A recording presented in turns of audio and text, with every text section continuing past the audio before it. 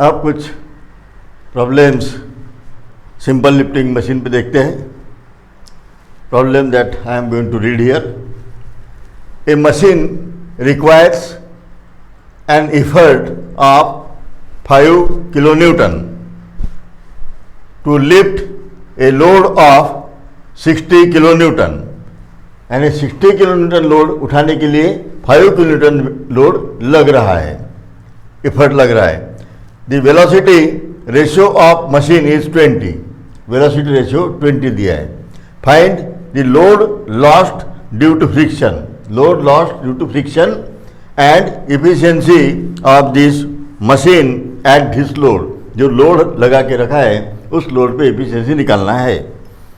So here first thing, always data given in the problem. Here the effort, it is denoted by P, is given 5 kilonewton. Then W, load is 60 kilonewton given. Then velocity ratio is given here 20. So these things are given in this problem that I have written here. अब इसमें to find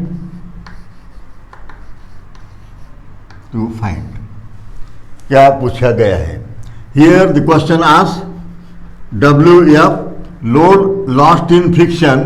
load denoted by W and lost in friction means F, and efficiency इटा is also ask. अब इसके बाद next step रहेगी solution.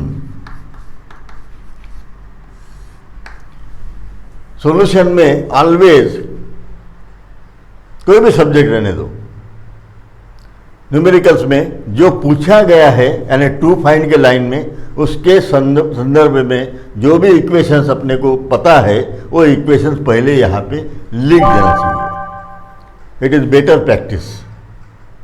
नहीं तो फिर क्या निकलना क्या समझ भी नहीं आता है. WF, load lost in friction, we know WF is equals to, बराबर है, W माइनस W. दो W माइनस है. एक आइडियल लोड और दूसरा actual load. Actual load is given 60. अगर मशीन आइडियल है तो ज़्यादा लोड उठाएंगी, बराबर है, ज़्यादा लोड उठाएगी वो आइडियल है तो इसका मतलब यहाँ पे WI चाहिए. जो बड़ी वैल्यू है ये सामने रहेगी, उसमें से अपनी घटाने वाली दूसरी रहेगी. तो आइडियल मशीन अगर है जिसमें फ्रिक्शन नहीं है, कुछ भी फ्रिक्शन ही है नहीं, तो वो ज़्यादा लोड उठाएंगे. आइडियल मशीन ज़्यादा लोड उठाएंगे तो ये वैल्यू ज़्यादा रहेगी, ये रहेगी. अब यहाँ पर we know for ideal machine अगर है तो MA is equal to VR होता है. Efficiency 1, efficiency is equal to MA by VR. और इफिशियंसी अगर 1 है, efficiency is equal to we know MA by VR. Okay, if efficiency is equal to 1, ये अगर 1 है तो MA will be equal to VR. और MA की value पता है, MA यानी ratio of load versus effort, and it is equal to VR. Okay, so here it will be W by P and equals to VR. Okay, then अब यहाँ पर अपने को वैल्यू कौन सी पुट करना है, W. ये दोनों भी आइडियल मशीन के है, ये बराबर है. सो W will be equals to P into VR. So here the equation will be P into VR minus W. अगर आपको याद है there is no problem, directly आप लिख सकते हो, है ना. PVR W कैसे भी याद रख सकते हैं. तो ऐसे भी आप याद रख सकते हो. PVR इज फेमस मल्टीप्लेक्स, है ना, PVR. और इज इक्वल टू, अभी P अगर इधर ले लिया है तो डेफिनेटली यहाँ पे W रहेगा. है ना, ये P V R N A W हो गया, इट इज माइनस। ये कैसे भी याद रखो, नहीं है तो फिर ये करके सर्कस करके अपन ये वैल्यू इक्वेशन बना सकते हैं, there is no problem. Then second question is about efficiency. Efficiency is equals to we know M A by V R and multiply by 100 if you want to calculate efficiency in percentage। अगर percentage में निकालना है तो 100 से multiply करना होगा। तो equations कौन से बन गए, एक और ये दूसरा, दो इक्वेशन। ये दोनों इक्वेशन सॉल्व करना है तो यहाँ पर वैल्यूज बराबर दी है कि नहीं देखो पहले। इसमें लगने वाला है पी दिया है, V R is also available, W ये सभी दिए हैं, बराबर है। और M is equal to P by W by P, ये भी पता है वी आर, तो अपने को और कुछ करना नहीं है, just put value and get answer. So here W F is equals to क्या रहेगा, ये इक्वेशन यूज कर रहे हैं अपन। पी की वैल्यू है 5, वी आर है 20 और डब्ल्यू है minus original value 60 and it becomes 40 and as it is load is denoted by here kilonewton, so this is the answer. Then second question, efficiency is equals to we know ma by vr, already equations we have written, तो अभी फिर दोबारा लिखने की जरूरत नहीं है। तो ma फिर से सेपरेट कैलकुलेट न करते हुए यहाँ पे अपन सीधा लिख सकते हैं डब्ल्यू बाई पी और बाद में ये V R and multiply by 100, m is equal to w by p, ये यहाँ पे लिख दिया मैंने। तो w is given 60 and p is 5 and it is divided by v r, it is 20, so multiply by 100 and here the answer comes 60% efficiency is equals to, so this is another answer। तो ये जो chapter है ये काफ़ी easy है, put value get answer वाला है। सिर्फ यहाँ पर आपको ये मिनिमम कुछ इक्वेशंस याद करना होगा, वो अगर प्रॉब्लम्स आप छुड़ाएंगे तो इक्वेशंस आराम से पाठ हो जाएंगे। इसके अलावा वेलोसिटी रेशियो जो है डिफरेंट मशीन्स की वो पता रहना आवश्यक है, उसके इक्वेशंस वो भी आपको याद करना है, वो आप आराम से कर सकते हो। उसके बाद तो सिर्फ कुछ दिमाग लगाना नहीं है, जैसे अदर चैप्टर्स थे, force, equilibrium, friction, CG even, तो वहाँ पे अपने को कुछ ना कुछ आइडियाज़ और उसके basic concept, free body diagram ये वो निकालना पड़ता था। यहाँ कुछ नहीं है, पुट वैल्यू गेट आंसर है, सिंपल, सभी प्रॉब्लम्स वैसे ही रहेंगे। Okay, now I am going to discuss second numerical here. In a certain machine का नाम नहीं दिया, कुछ तो एक मशीन है जिसमें 100 newton is lifted by an effort of 8 newton. इसका मतलब 100 newton is W and for lifting this 100 newton जो ताकत लगने वाली है 8 newton at an efficiency 60%। Efficiency is also given. Find the effort lost in friction and load lost in friction, ये दोनों चीजें पूछी गई है यहाँ पर। So here I am going to write first data given in this problem. W is given 100 Newton, corresponding value of P is given 8 Newton. Then efficiency is given here 60%. These things are given, ये तीनों चीज दी है। Okay, then next step अपनी रहेगी to find.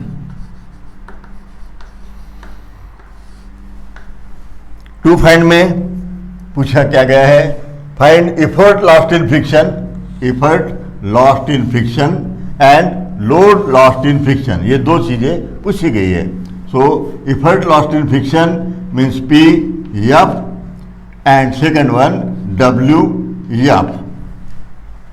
effort lost in friction, load lost in friction. These two things asked. Then we go for solution. अभी solution पहले equations लिख लेते हैं. पी एफ वही अब यहाँ पे करके बताया था मैंने, तो यहाँ पे और एक करके बताता हूँ. आइडियल अगर मशीन है, आइडियल मशीन में फिर से M A is equal to V R and M A is equal to W by P and equal to V R. अभी निकालना है इफर्ट लॉस्ट इन फ्रिक्शन, तो एक पी दूसरा पी. अगर मशीन आइडियल है, एकदम फ्रिक्शन नहीं है, बराबर है, तो कम फोर्स लगेगा.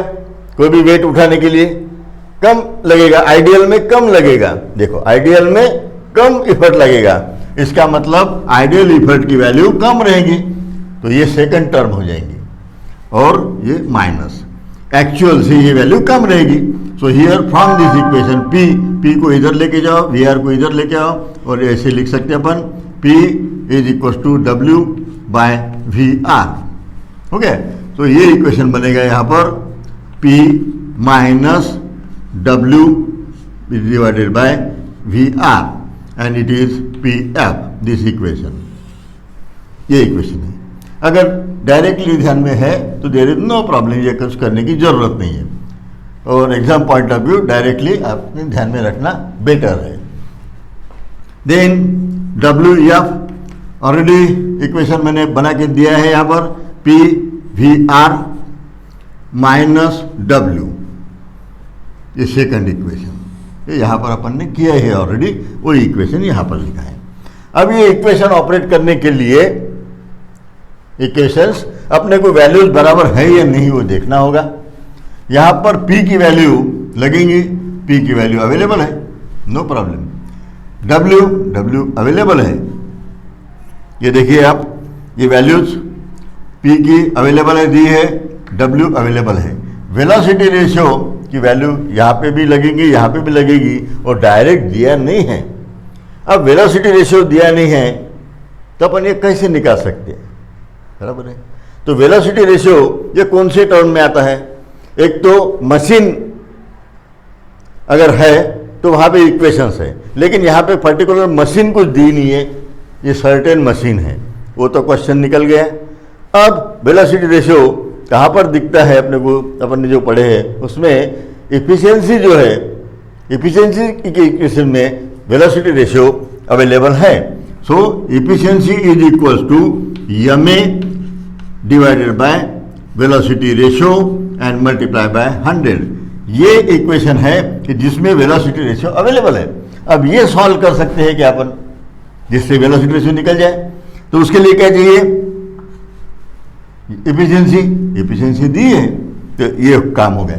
अब चाहिए एम ए तो डायरेक्टली नहीं दिया है, लेकिन M A is equal to W by P, और डब्ल्यू भी है पी भी है, तो एम ए निकाल सकते हैं. तो ये दो पता है, दो टर्म दी है न्यूमेरिकल वैल्यूज, तो वी आर निकाल सकते हैं. So first thing we have to find out the value of velocity ratio. Velocity निकालना है, तो इसी इक्वेशन में डायरेक्ट पुट कर सकते हैं. एम ए वगैरह अलग न बनाते हुए मैं इसी इक्वेशन को यहाँ पे लिख रहा हूँ. M A is equal to W by P and divide by velocity ratio and multiply by 100. ये इक्वेशन और ये दोनों इक्वल है. Okay, so here efficiency is 60% given. It is equal to W is given 100 and the value of P is 8 given, divided by velocity ratio and multiply by 100. From this equation we will get the value of velocity ratio, that is 20.83. ये हो गई value velocity ratio की. इसी equation को operate करके निकल गई. अब ये वी आर निकल गया, बाकी सब तो पता है. अब यहाँ पर वी आर भी अवेलेबल हो गया अपना, तो ये दोनों इक्वेशंस अपन ऑपरेट कर सकते हैं. So P F is equal to, पहला इक्वेशन पी की वैल्यू है 8, बराबर है, minus W by V R, W है 100, और वेलोसिटी रेशियो की वैल्यू अपन ने अभी निकाली है, ये वाली 20.83 and here we will get the value of P F is 3.19। ये हो गई अपनी वैल्यू पी एफ की, एक आंसर हो गया। Then second question, W F निकालना है और डब्ल्यू एफ का इक्वेशन पता है, पी वी आर, पी की वैल्यू है 8 इंटू वी आर की वैल्यू अपन ने अभी निकाली है 20.83 और ये है minus W that is 100 and it is equals to 66.64 and okay, all these values are in Newton, so these values also will be in Newton. Okay, so in this way we have to solve problem on machine. Okay, तो ये ऐसे निकाल सकते हैं आराम से। तो यहाँ पर ये थोड़ा सा करना पड़ा अपने को, तो वो तो करना पड़ेगा, मैथमेटिकल कोई भी चीज़ अगर है तो, है ना। इस ढंग से आप अगर प्रॉब्लम न्यूमेरिकल छुड़ाएंगे, इसकी प्रैक्टिस ऐसे करेंगे तो आराम से कोई भी प्रॉब्लम आप छुड़ा सकते हो। ओके, अब next problem, in a certain machine load of 500 Newton was lifted by N effort of 50। 500 Newton load उठाया गया है 50 न्यूटन से, एंड अनदर लोड, दूसरा load 750 was lifted by an effort this one। 500 के लिए 50, 750 के लिए 660। Obtain the law of machine, this is the question। Now as usual, first thing is to write down data given। Here the value of W is given 500 Newton and for which the load required, effort required was 50 Newton। ये set दिया है, इसके लिए इतना load. अब दूसरा मैं लिख रहा हूँ, फिर से W अभी दिया है 750 न्यूटन और उसके लिए करस्पॉन्डिंग P की वैल्यू जो है 60 है। यहाँ पे क्या है कि 500 न्यूटन के लिए कितना उसको उठाने के लिए एफर्ट लगता है, तो वो है 50। 750 न्यूटन के लिए, 750 न्यूटन लोड उठाने के लिए कितनी ताकत लग रही है, दैट इज 60। ये दो दिए हैं। अब यहाँ पर W W P P ऐसा हो गया है, तो अपन ऐसा करते हैं 1 2, बाद में ये 1 2, तो ताकि ये डिस्टिंग्विश हो जाए, है ना। ये दिया हुआ है। देन उसके बाद में कुछ डेटा अवेलेबल नहीं है, we go for next step, to find. To find means here it is law of machine, ये पूछा गया है, लॉ ऑफ मशीन निकालना है। तो लॉ ऑफ मशीन बोले तो क्या, law of machine we know, law of machine is defined by this equation, P is equal to mw plus c। ये equation itself is law of machine। Law of machine बोले तो ये equation है, बराबर है। इस इक्वेशन में, ये इक्वेशन अभी आपके लिए उतना फैमिलियर नहीं है, इसलिए मैं यहाँ पे दूसरा इक्वेशन लिखता हूँ, y is equal to mx plus c। ये इक्वेशन आपने कई बार छुड़ा है 9th 10th में, ये इक्वेशन हो चुका है आपका। ये इक्वेशन छुड़ाने ने आपने क्या किया है, दी हुई वैल्यू y और x की वैल्यूज पुट करके ये m और c ये वैल्यूज निकाली है, बराबर है। तो ये वैल्यूज निकालने के लिए दो अननोन है, तो नेचुरली दो इक्वेशन लगेंगे, जितने अननोन उतने इक्वेशंस लगते हैं। तो यहाँ पर m और c दो अननोन है, तो दो इक्वेशन लगेंगे। तो यहाँ पे दो सेट दिए हैं, बराबर है। तो उसी वैल्यूज को पुट करेंगे अपन, तो यहाँ पे इक्वेशन नंबर 1 बन जाएगा। ये इसमें p की वैल्यू पुट कर रहा हूँ मैं यहाँ पे 50 is equal to m unknown है, W की वैल्यू 500 प्लस C, ये भी अननोन है, बराबर है, ये इक्वेशन हो गया। दूसरा सेट क्या दिया है, P की वैल्यू 60 है, ये दी हुई है यहाँ पर। ये बाद में यम, ये तो अननोन है, वो निकालना है, यम और C, और 60 की करस्पॉन्डेंस वैल्यू है 750 एंड प्लस C। हो गई ये दो इक्वेशन, दो साइमल्टेनियस इक्वेशन अपने कई बार छुड़ाए होंगे, तो इस इक्वेशन को अपने को छुड़ाना है। ओके, उसमें कैसे छुड़ाना है, तो सबको यहाँ पे माइनस कर दो, तो नेचुरली ये C माइनस हो गया, ये C कैंसिल हो जाएगा, बराबर है। When we solve this, we will get the value of m and that is equals to 0.04। ये हो गई अपनी m की वैल्यू। अगर m की वैल्यू पता है तो फ्रॉम एनी इक्वेशन नंबर 1 ले लेते हैं, तो इसमें 50 इज इक्वल टू m की वैल्यू 0.04, 500 ये multiply and plus C, from this we will get the value of C, that is 30, C की वैल्यू हो गए। So I can write here law of machine, that is P is equals to 0.04 W plus 30।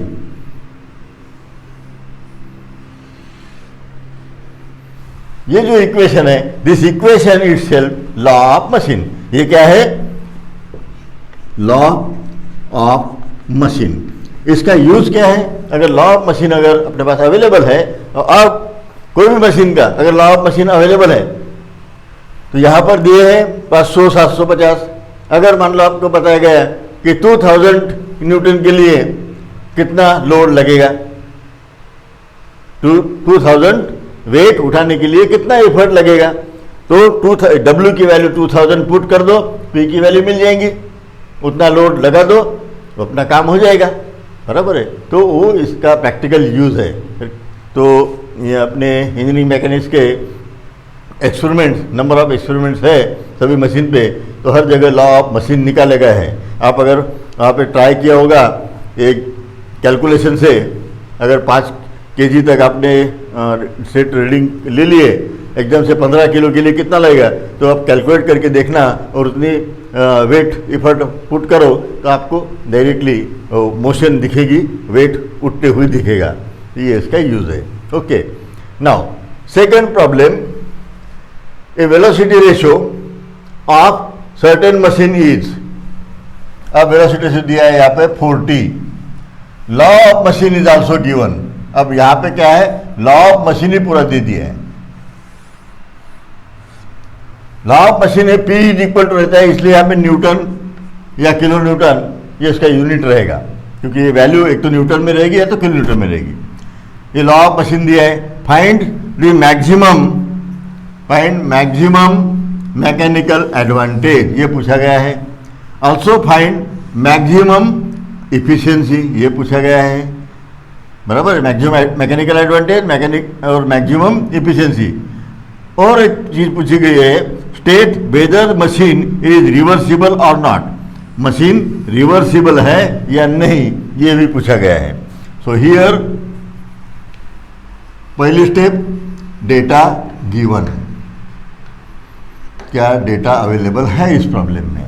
तो यहाँ पर velocity ratio is given 40 दिया है, law of machine दिया है, P is equals to W by 4.8, यहाँ पे पॉइंट है, एंड प्लस 30 न्यूटन, जो भी वैल्यू है न्यूटन में है, ये दिया है। ओके, बाकी कुछ अवेलेबल है नहीं। नेक्स्ट स्टेप रहेगी अपनी टू फाइंड। अब टू फाइंड में क्या पूछा गया है, मैकेनिकल एडवांटेज मैक्सिमम, सो यमे मैक्सिमम ये एक पूछा गया है। दूसरा इफिशिएंसी मैक्सिमम, ये पूछा गया है। और तीसरी जो है रिवर्सिबिलिटी,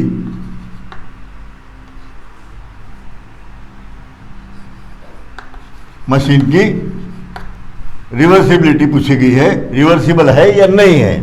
तो रिवर्सिबल है या नहीं के लिए अपना पास में है ऐसा ये, अगर मशीन की एफिशिएंसी 50% से कम है तो नॉन रिवर्सिबल, 50% से ज़्यादा है तो रिवर्सिबल। ओके, तो ये अपने यहाँ पे नहीं आएगा, यहाँ लिखेंगे अपन, सॉल्यूशन में लिख देंगे सॉल्यूशन में सबसे पहले क्या पूछा गया है, mechanical advantage maximum, M A maximum is equals to law of machine के साथ में ये यमे कैसे बनता है, it is 1/m, maximum value of mechanical advantage will be 1/m, हो गया। और दूसरा percentage efficiency maximum divided by velocity ratio into 100, ये बेसिक इक्वेशन है। अब इस इफिशिएंसी मैक्सिमम आने के लिए यमे की वैल्यू वेरिएबल है, वेलोसिटी रेशियो कांस्टेंट ही रहता है, मैंने आपको बताया वो कुछ चेंज होता नहीं है मशीन के लिए। तो यमे की वैल्यू यहाँ पे मैक्सिमम पुट करो तो ये इफिशिएंसी मैक्सिमम रहेगी, ये मैक्सिमम पुट करो ये मैक्सिमम आएगा, हो गया। तो ये दो इक्वेशन, और बाद में रिवर्सिबिलिटी, उसके लिए क्या है, ग्रेटर देन है या लेस देन है, कैसे 50, ये चेक करना है। ओके, तो 1/1 पहले यमे मैक्सिमम इट इज 1/m, इस इक्वेशन में इसको कंपेयर करो लॉ ऑफ मशीन को, अपने पास में law of machine already equation है, यहाँ पर लिखा है P is equal to mw plus c, ये वैल्यू c की है और यहाँ पे w इधर बाहर आएगा ऐसे, बराबर है 1, तो 1/, ये m की वैल्यू, ओके 1/, m की वैल्यू क्या है 1/4.8, बराबर है। From this equation this is m, ये पूरा के पूरा ये 4.8, ये जो है ये वैल्यू यानी m है अपना। ओके, सो m की value 1/48, so when you solve this you will get here 4.8, so this is maximum M को कोई यूनिट नहीं रहेगा क्योंकि W/P, W newton, P newton, newton newton get cancel, तो velocity ratio M A mechanical advantage इनको unit नहीं है क्योंकि ये रेशियो है। ओके, देन मैक्सिमम इफिशिएंसी, ये कैसे निकालेंगे अभी, यमे मैक्सिमम इक्वेशन लिखा है, दोबारा इक्वेशन लिखने की जरूरत नहीं है। So here M A is 4.8 and velocity ratio is given 40, okay, so multiply by 100 and it is equals to 12 and that is in percentage, ये वैल्यू हो गई, बराबर है। अब अपने पास में तीसरा क्वेश्चन पूछा गया है, ये एक हो गया, ये दूसरा क्वेश्चन का आंसर हो गया। तीसरा रिवर्सिबिलिटी, यहाँ पर इफिशिएंसी जो भी है ये है 12% and it is definitely less than 50% है। ये अगर इफिशिएंसी 50% और 50% से कम, कल ही बताया था मैंने लास्ट पीरियड में, 50% और 50% से कम, 50 तक, 51 नहीं 50 तक या 50.1 में नहीं, मशीन इज नॉन रिवर्सिबल।